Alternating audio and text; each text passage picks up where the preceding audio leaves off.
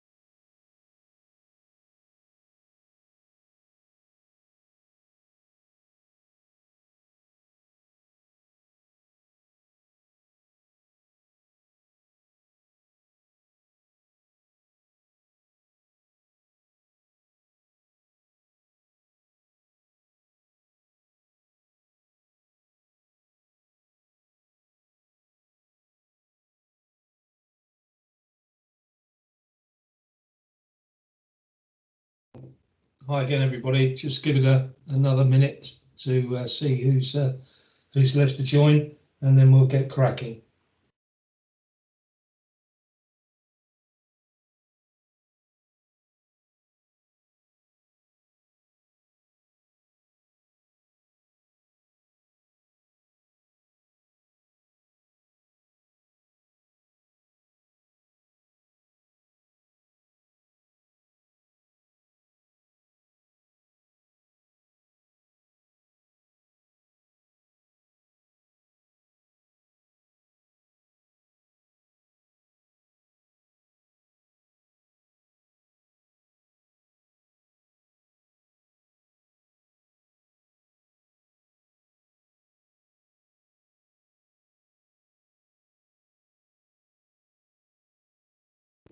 Okay, everybody, we're going to move on. So, welcome to the Funding the Future session of the Road to Digital Health and Care.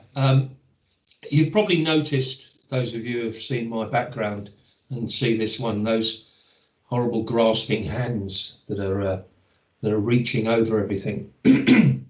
They're meant to represent two spectres that we see as hanging over the future of telecare and digital health and care. The first one is the obvious one from the start of the conference today, in terms of the 2025 analog to digital changeover. The other spectre is the one of the ageing population. So I'm going to start this session off by just talking a little bit about that, and then that will feed into how that affects funding, how we're looking at how we can look at funding in the future to combat.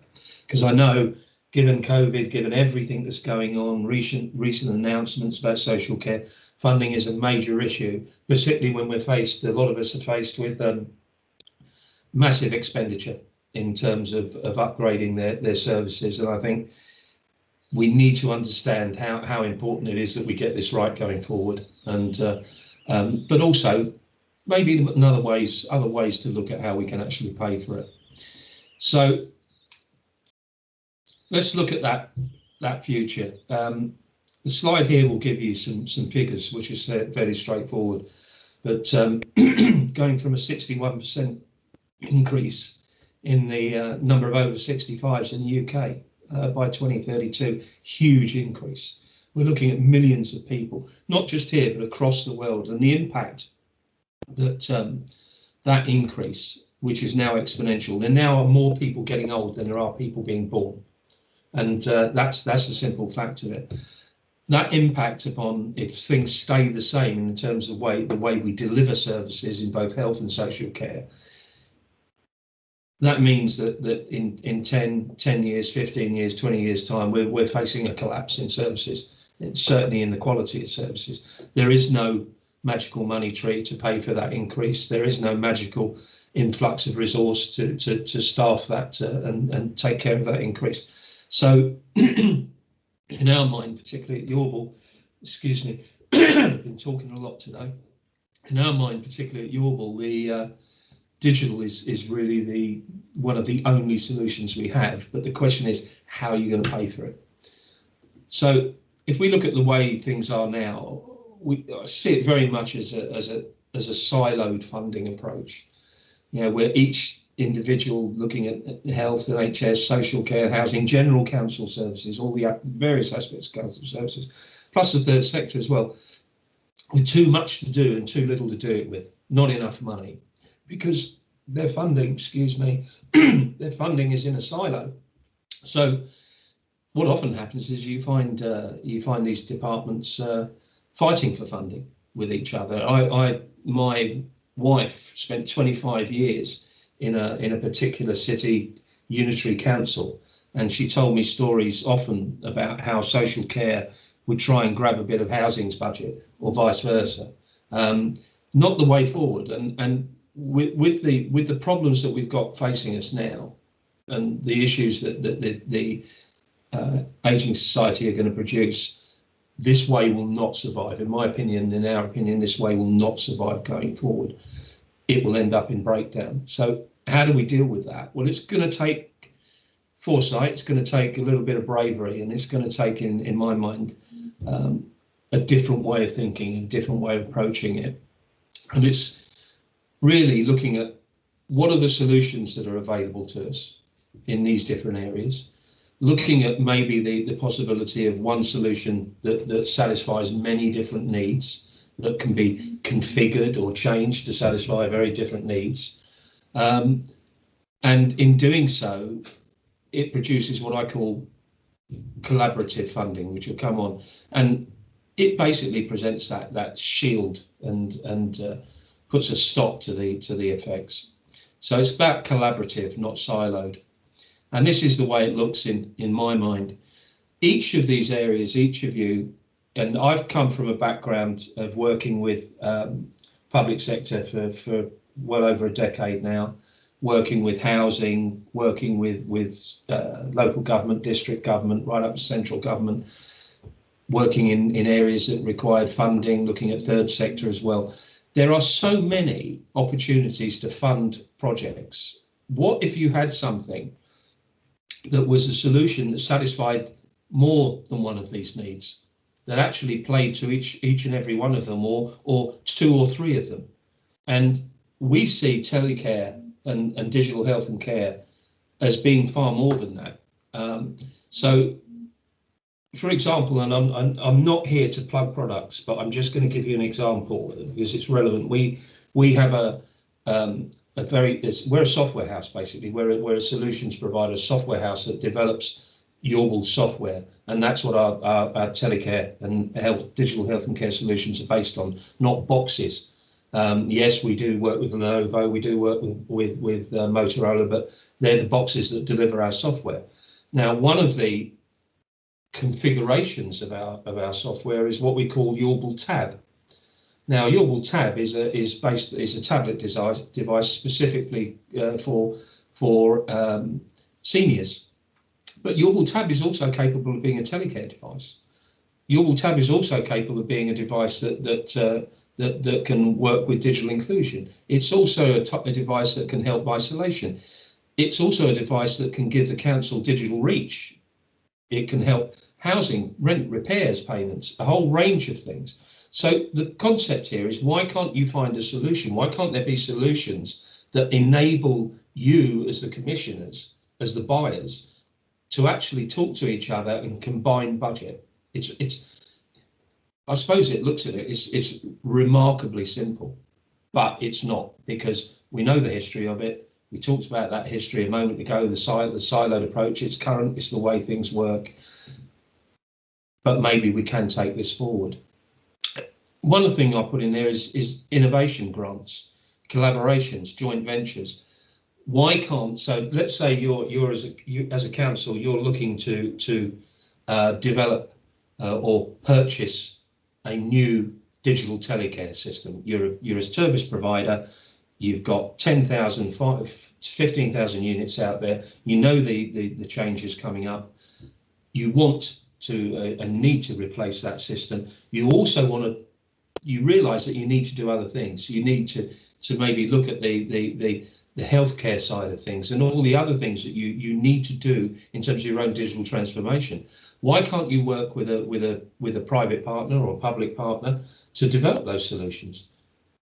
We're working, for example, with Southampton University, and we're going to be applying for an innovation grant. You can too. And those innovation grants are pretty healthy if you can get them. But those joint ventures, it's another way of thinking. It's another way of looking at collaborative funding to fund the solution that you need. And I think the takeaway from this, and where I absolutely implore you to look at that. You know, it's look for that one solution. Look at the opportunity. Look at, okay, I need to talk to my colleagues in other departments within the council or within the organisation. Look at what they're trying to achieve. How they're looking to achieve it. Have we got some common ground here? Could we produce some common funding? And instead of saying no, for example, I've got no choice, I can only afford to just replace that ugly old box with a red button with another one, and I'll have to leave the digital future for later. Maybe that collaboration could enable you to afford the future now. That's the way to look at it. So it's discuss, collaborate, combine, and I do understand that it requires people to be brave, taking a bit of a leap of faith, looking at these new ways to fund, looking at the new technology. I think it's absolutely key that you do so, because true digital, if you look at the spectre of the aging population, you look at the problem of 2025 coming up. True digital is the only solution. As I said, there's no money trees, there's no 100,000 people to drop in from outer space and staff everything we're going to need staff. True digital is the only way forward, and it's going to require you to innovate. There's no reason why you, as service providers, as commissioners, cannot be as innovative in your approach as technologists. There's no reason. And I think what it does is, what it helps you do, and that's that little pyramid of people down the bottom, it doesn't only enable you to achieve a better level of funding all round, achieve that collaboration. It enables you to actually deliver higher quality services across the board to the people you're there to serve, basically. So in the end, that's fairly short and sweet, to be honest. I know some people were looking for signposting to this fund, to that fund. I know it sounds very simple. It's not as simple as it sounds. It will take work and effort. But I'm actually going to open this session up now. And I'd like Bruce to enable everybody's microphones. If you'd like to use your hands up capability. Does anybody have any questions or comments that they'd like to make on this?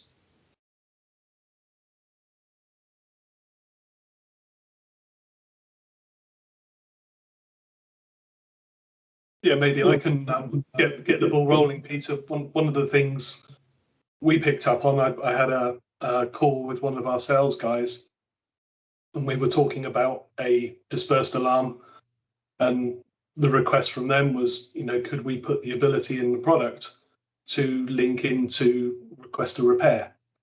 And the idea being was they could then talk to the housing department to see if there was funding available on the repair and maintenance side. And that kind of got me thinking, well, could we do the same with things like smoke alarms and heat sensors and stuff? Because obviously there's funding around at that in this country in particular, based on, one or two fairly recent issues and disasters that have been, all over the news.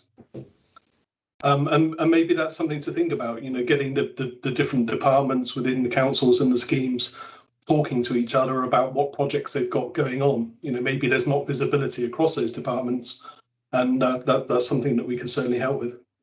No, absolutely, and that's something I've found in my involvement in those sectors for many years. There are Chinese walls, there are brick walls between departments, and I think that collaboration. I'd be very interested to hear, and Bruce has just told me that all you need to do if you'd like to ask a question or indeed make a comment, all you need to do is put your hand up and he will unmute you. So you've got at the top of your screen, you'll see a hand there, raise hand icon, just click on that and unmute you.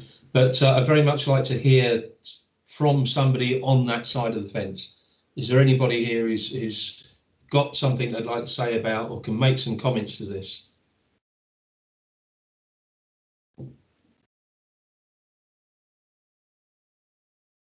No? Okay. Nobody there, Bruce? I'm just going to allow everyone the mic access anyway, and we'll see if anybody pops up.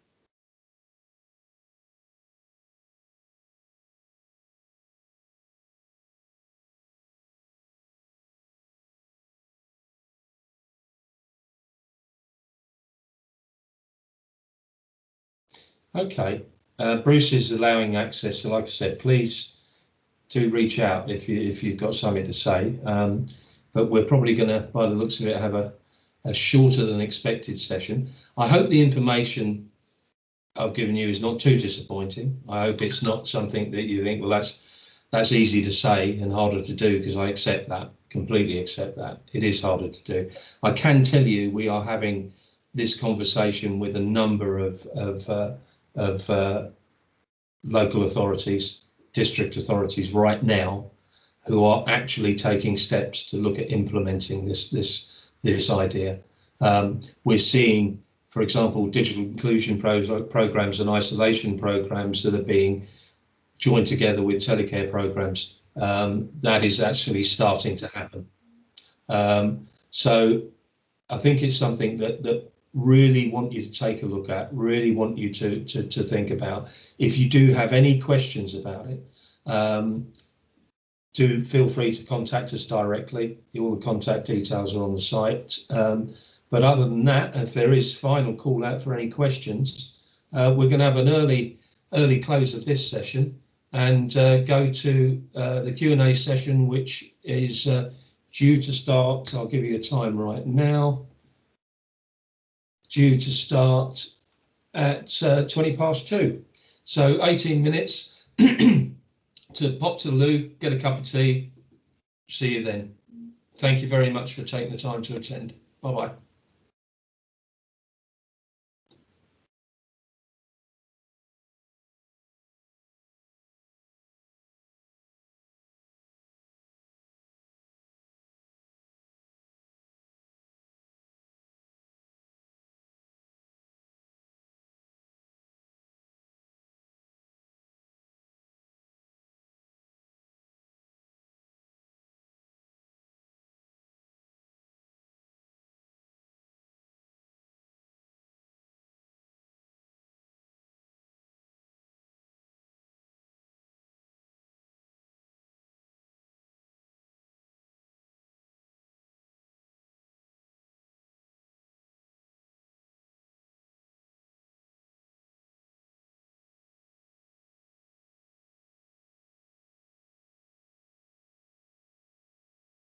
Guys, just for the last few people here, I'm going to close this session up now, and the next one will be the Q&A, which is in about 10-15 minutes, I believe. So yeah, just going to close this session up now. Thanks all for attending. See you in the next one. Bye.